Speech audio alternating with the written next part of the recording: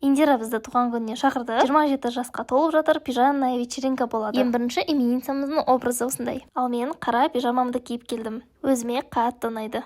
Келесі Меруерттің образы. Атылысты көк пижама. Гүлім екеуміз бүгін егіз қозыдай болдық. Пижамаларымыздың сәл ұқсастығы бар. Ал енді Жадыранның образы. Арамызда ең үлкені болса да, кішкентай қыздар сияқты. Келесі Алтынайдың образы. Жасыл горошек пижама. Кешігудің королевасы Жанна бүгінде кешігіп осындай образбен келді. Және ең соңғы образ Ғалиянікі. Өте сүйкімді. Ал сізге кімнің пижамасы қатырақ ұнады? Индираның туған күніне ақшалай сыйлықтан бөлек біз осындай клубника в шоколаде тапсырыс бердік. Бізді сағат 12-ге шақырды. Одан бөлек қызына осындай сыйлық алдым және өзіне мерси. Жадыра торт сатып әкелді. Ал Алтынай мандариннан осындай букет жасады.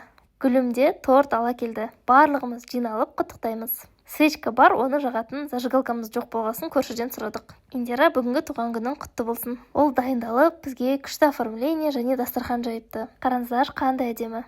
Барлығымыз тамақтанып алдық. Артынан қарағатын ойнадық. Осы ойынды ойнамағаныма көп болыпты, бір жыртылып күліп алғанымыз бар. Бүгінгі қарағатын Алтынай. Ұтылғаны үшін оны ұл қылып бояндырып қойдық.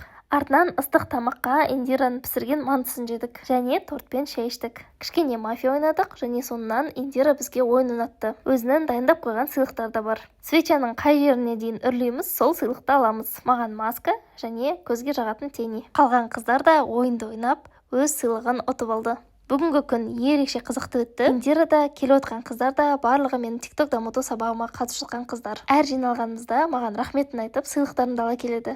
Бүгін Жаннаның сыйлықтарын ашамыз. Балаларыма 2 киндер, 2 песок ойыншық және балалар тарелкасы. Жандарым, көңілдеріне көп-көп рахмет.